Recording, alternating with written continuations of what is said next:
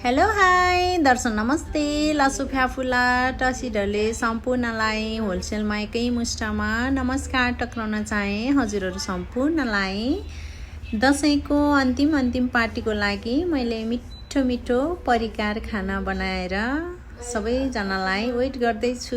हेर्नुस् न, माछा करी, साग साधेको, यो चाहिँ लोकल केरा, यो चाहिँ भुटान हो खसीको है। सबैजना पाहुनाहरू पनि आइसक्नु भएको छ।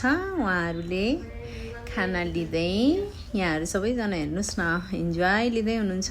कोही तास खेल्ने, कोही खाना खाने, म पनि खेल्नुपर्छ। ओहो, नानी बाबुहरूले पनि खेल्दैछ। हेर्नु न, साइडमा एकदम रमाइलो भइरहेछ। हामीहरू चेस टसी भाइ।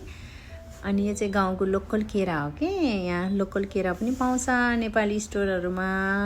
अहिले त एकदम इजी भएको छ। मान्छेले परदेशमा केही पाउँदैन भन्नुहुन्छ नि। नेपालको खानेकुराहरू, नेपालको खानेकुराहरू सबै पाइन्छ प्रायः जस्तो यहाँ अमेरिकामा पनि, किनभने नेपालीहरूले खेती गर्नुहुन्छ नि त।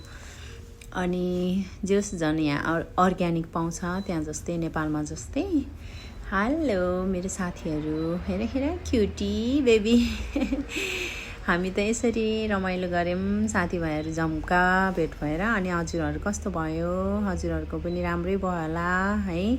आई होप राम्रो भयो होला भन्न ठान्छु। इन्जोय गर्नु होला। Happy Dashain, happy Diwali. भित्रिँदै गरिरहेको दिवालीलाई पनि फेरि हजुरहरूलाई पनि ह्याप्पी दिवाली भन्न गइरहेको छु।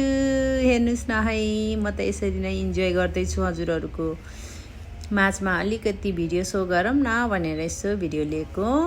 Okay guys, enjoy, happy Diwali again. Enjoy सबैजना। हामी तास खेलेर फेरि इन्जोय गर्दैछु लास्टमा चाहिँ।